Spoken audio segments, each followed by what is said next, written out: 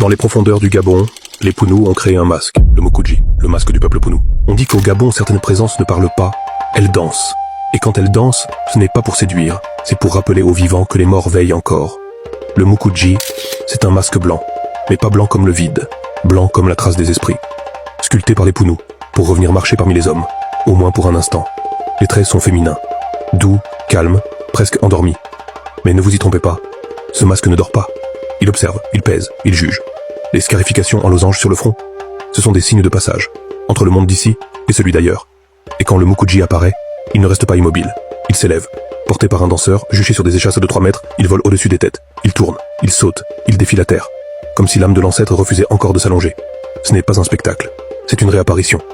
Une dernière danse. Pour les funérailles, pour les rites, pour les anciens. Pour dire, nous sommes encore là.